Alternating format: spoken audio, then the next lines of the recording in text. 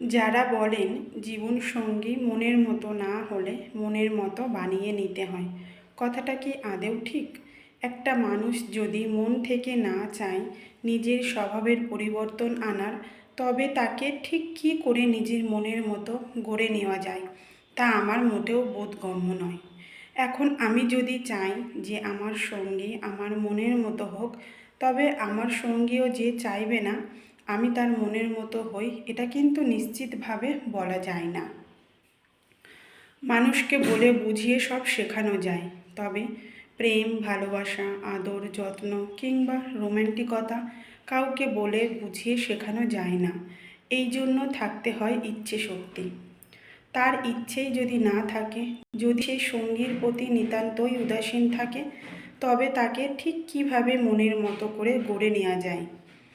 একজন যত্নশীল কিংবা রোম্যান্টিক আচরণের জীবনসঙ্গী পাওয়া নিতান্তই ভাগ্যের ব্যাপার। আর একজন যত্নশীল মানুষই পারে সম্পর্ক এবং সম্পর্কের মানুষটার প্রতি যথেষ্ট যত্নবান হতে। ঠিক তেমনি একজন উদাসীন গম্ভীর মানুষকে যত্নশীল মানুষ হিসাবে গড়ে তোলাও সহজ নয়, কেননা এরা জন্ম থেকেই এমন থাকে।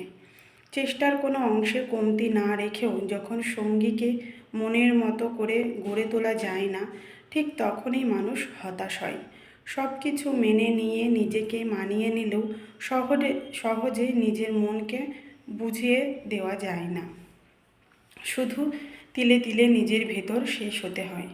দাম্পত্য জীবনের সঙ্গীর প্রেম, ভালোবাসা, আদর, যত্ন যারা পায় তারাই জগতের সবচেয়ে সুখী মানুষ।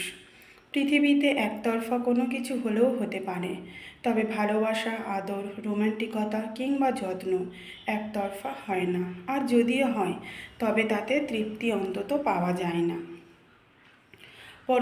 পরস্পরের মনের মতো হয়ে দাম্পত্য জীবন পার করাটাই এখন সবচেয়ে বেশি কঠিন। যে সঙ্গীর মন বোঝার সে এমনিতেই বোঝে, তাকে বলে বুঝিয়ে কিংবা শিখিয়ে দিতে হয় না।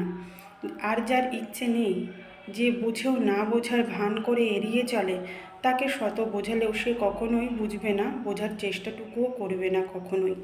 মনে রাখবেন, নিজের মনের মতো করে ঘর সাজানো কিংবা বানানো যায়, তবে ঘরের মানুষকে নিজের মনের মতো করে গড়ে তোলা যায় না, যদি না তার ইচ্ছা থাকে।